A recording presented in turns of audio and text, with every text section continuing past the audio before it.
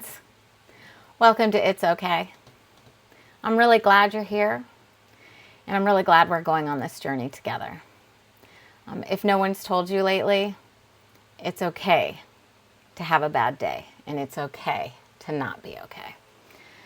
To get right into it, today's episode is one that touches every single person's life at one point of time or another. But what I'm talking about is grief.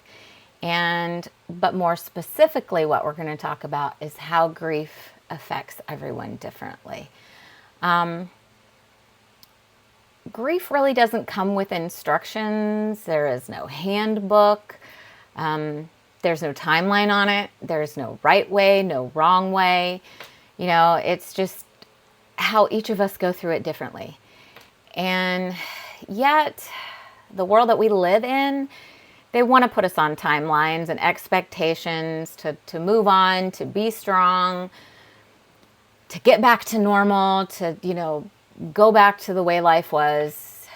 Or even at that, not go back to the way things were, but to somehow crawl up in a ball and cry and fuss for months and years. And, otherwise it doesn't show that you are really sad. And,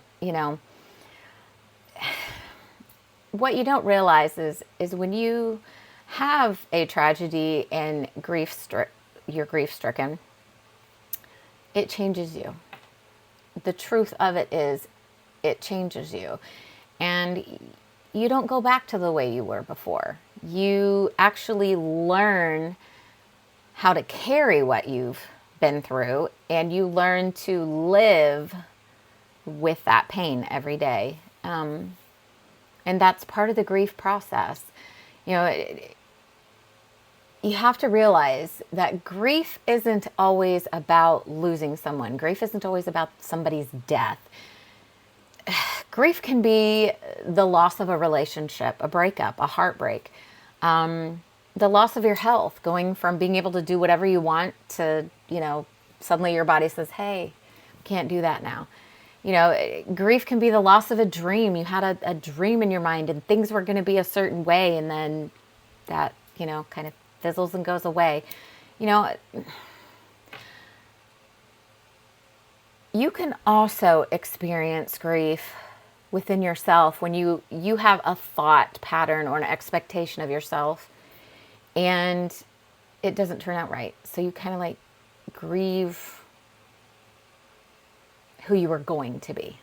I'll say that. Kind of like you lost yourself. And then grief comes with that as well. And sometimes, whether you like it or not, grief will show up when you don't expect. It'll hit you like a ton of bricks, and all of a sudden you're not okay, and you're a ball of tears. And that happens. You may have a day you're okay, but then there may be another day that comes, and all of a sudden it's like, whoa, and you're just, but that's okay. Because it's okay for each of us to handle grief differently. There is no rule that says it's this way or that way. You have to realize some people will cry when they're upset and grieving. Some people will go quiet because that's mentally how they deal with it. There's other people, they'll throw themselves into their work. They'll stay busy. It masks the pain for them.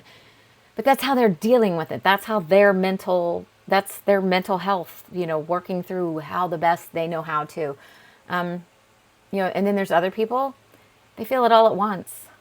Just all of a sudden, they're just a ball of tears. Maybe they're in the corner crying. They just can't seem to grasp it. It's just too much for them. Some people run from it. They don't just go quiet. They quite literally run from it like it never happened. But that is okay. That is how different we all are. That's how we process it differently. And you know what? All of it's valid. Let me repeat it again. Let me say that again. All of what I just said of how people handle grief, all of it is valid. All of it. Just because someone doesn't grieve the way you do, that doesn't make them wrong. None of us are wrong for grieving the way we see fit. Whatever helps us mentally, whatever helps heal our heart, whatever you have to do to get to that point, it's okay. And the more we stop judging and allowing others to grieve the way they need to mentally, the better off this world will be. I mean, I was talking about judging here. We need to stop judging grief. We need to stop saying things to people like, you should be over this by now, or how in the world can you be over this by now, or at least it didn't happen like this, or at least they're not suffering, or everything happens for a reason, or it could have been worse. Stop putting parameters on people's grief. I mean, it's not healthy for anybody. And it's not really giving consideration to someone's mental health when you do that. You're putting them in a box. Not everybody that's grieving needs an answer. Not everybody that's grieving needs an opinion. Most of the time, they need some space. They need some understanding. They need a support system. They need someone to sit with them and say, I see you. I see what you're doing, and it's okay. Whatever it takes, it's okay. I'm here for you. If you need to vent, if you don't need to vent, if you don't want to talk about it, if you never want to talk about it again, I'm here for it. That is showing support. Support not only for that person's, heart, but also for their mental well-being. And that, that's what people need. They need that kind of unconditional support. A lot of times when we go and transition into this grief where we're trying to move on, the people around us think, oh, that means they're forgetting about the person, or they're forgetting about whatever the grief issue was. Healing doesn't mean that the pain disappears. You learn to live with the pain. I mean, it doesn't ever go away. What it does mean is that you learn how to live again. Even if you have to live with the pain, you learn to live again. Because believe it or not, if somebody dies in that situation, life goes on. When I die, the world is not going to stop turning. Bills are still going to need paid. People are still going to have to eat. The world doesn't just stop because of grief. It does not do that.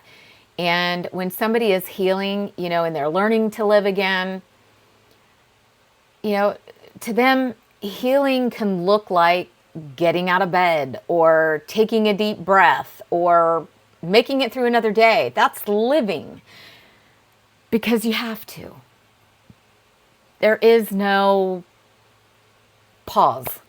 Life doesn't say, okay, somebody died or a situation happened that's, you're brokenhearted, whatever. Life doesn't do that. It doesn't stop for you to continue in your grief and just sit in your grief. It doesn't do that. Life, it just, it goes on. Now, myself, I've been through my own grief journey. I was not expecting it. It's not one of those things that you expect to happen to you, but I lost my spouse. It was a very unpleasant time. I really don't talk about it as much anymore, about the events of the day. It was just a very traumatic day. There's not a woman on this planet, there's not a man on this planet that wants a police officer at their front door telling them that their spouse has been in an accident. No one wants a police officer call them on the phone and tell them that their spouse has passed. That is not a pain that I can describe. Though I do remember hitting the floor and shouting out, no, no, no. Because my spouse was a consistent. He was a provider. He was the calm voice when things got really, really shaken up. He always knew how to solve problems, fix things. And all that, everything, just in a minute. Taken away. Just me, myself, I have never dealt with that kind of grief in my life. I've never lost anybody like that close to me in my life. And I can't describe that kind of pain to you. There is no words for it. But I can tell you how I handled it. I couldn't look at things that were his. I couldn't have his stuff around me. The house couldn't look like it did with him alive, because it put the pain right here in front of my eyes. And I couldn't do it. And if I was going to continue doing it and I was going to have it just set right there in front of me, it was going to destroy me. And I knew that mentally, all the stuff that I'd been through in my life, and then just one more blow like this, and especially with it being a profound blow, I had to do something for my own mental health. I had to do something to protect my mind. So yes, I boxed up his clothes. I, put his things in totes. I put them in storage. I changed things in the house. I got new floors, some new furniture, anything. Not every room got new furniture. Let me take that. Just some things. I changed a few things up because I needed to feel safe again. I felt very unsafe when he passed. I felt very unsafe the way he just got taken, and I needed to feel some kind of safety and to see everything about him around me, whether it was the furniture and remembering the memory of this or his clothes or whatever. That brought to the front runner of me that he was gone and I was no longer safe. So that's how I dealt with grief. Now, in my grief journey, I did not at any point expect to move on with another man or find another spouse or any of that. I had assumed I would always be alone. And that was I was okay with that. Though my late husband and I had spoken in depth about those things, and I would encourage you to speak about death with your partner, spouse, whomever, and have those things worked out and talked. Not one time did we ever look at each other and say, if anything happens to me, you are never to get married again. You are never to change your last name. You are to sit at home. You are to, be this way or be that. We never did that. We actually told each other, if anything happens to me, I want you to move on. I don't care if it's the next day. I don't care if it's next week. I don't care if it's next month, next year, whatever. I want you to be happy. I want you to move on and live life. I don't want you to be sad over me. And when you're talking about that and somebody's alive and you're kind of like, ha, ha, ha, ha, ha, I know, yeah. You don't think it's going to really happen. So when it does happen, those conversations come back. And when those conversations come back, you start remembering all that stuff. Well, he had told me to move on, but I did not expect that to actually come about. And a man did come in my life. Probably a lot sooner than I thought one would. And he actually played a part in the healing process for me. Besides me going to grief counseling and heavy therapy from, everything that took place, he stepped in and he wasn't judgmental and he wasn't pushy, but he was very kind, very gentle, very loving, and very accepting. And that helped me heal more probably than he will ever know. Did I eventually end up marrying this man? Yes. Did he replace my late husband? Absolutely not. Is he anything like my late husband? No. Polar opposites. Do I still miss my late husband every single day, every moment? You do not have something with somebody for 18, 19 years and it just disappears. And you can't expect somebody to just forget or stop loving or, just move past the thought of them. He's everywhere all the time. But now, instead of it being like a traumatic sadness I feel when he comes to mind, or when I am thinking about him, and sometimes, I go outside, I talk to the sky and talk to him. Weird, maybe, I don't know, but that's how I deal with, him being gone.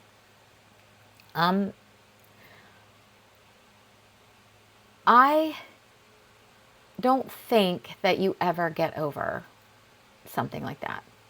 But I don't think that you can't not love again, because I do love my new husband.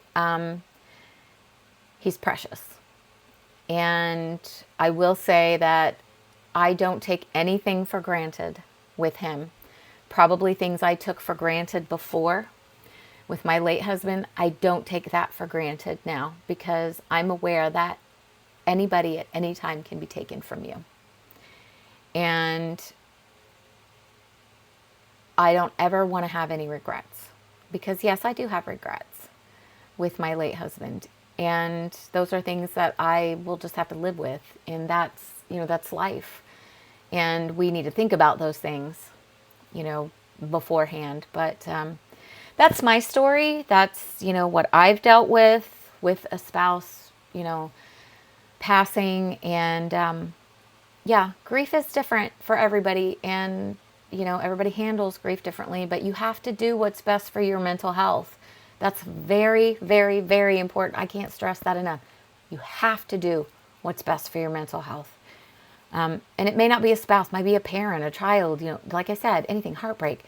But do what's best for you, what gets you through it, what gets you over that sadness. It gets you living your life still and not living in the pain, but living in maybe the joy of the memories, which is where I'm at now with my late husband. I want the joy of the memories, the thoughts, the good thoughts, the productive things.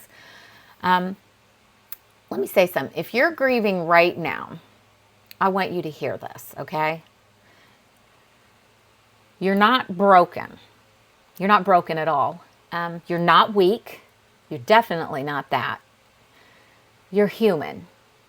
We all are human, and we all deal with grief in our own way. And it's okay if you want to take your time.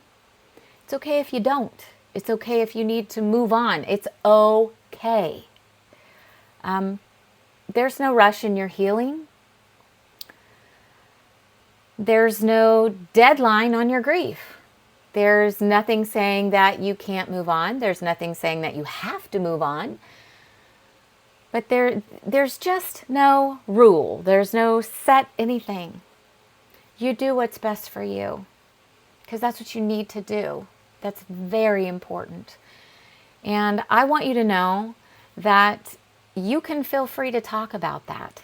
This is a space you can talk about that, and nobody's going to take that away from you. If you want to drop a comment down below and you want to talk about it, we can talk about it. I'm here for it. Everybody else watching is here for it, because that's what people need to do. We need to be humane. We need to be there for each other. We need to stop judging each other, and we just need to start showing the kindness and understanding that people need. I want to thank everybody for being here with me today. If this episode really spoke to your heart and really hit a nerve, share it with someone who might need it. Someone that needs to hear, anything that I might have said that might touched on anything. And you need to remember that no matter what you're walking through right now, it's okay. And everything is going to be okay. And the next episode that I get into, I am going to have like a segment 2 of this grief episode, which will be the next podcast that comes out next Thursday. But until then, I want you to think about everything that I said today in this grief podcast, and that everything is okay, and grief is handled the way you handle it. And every way that it's handled, it's okay.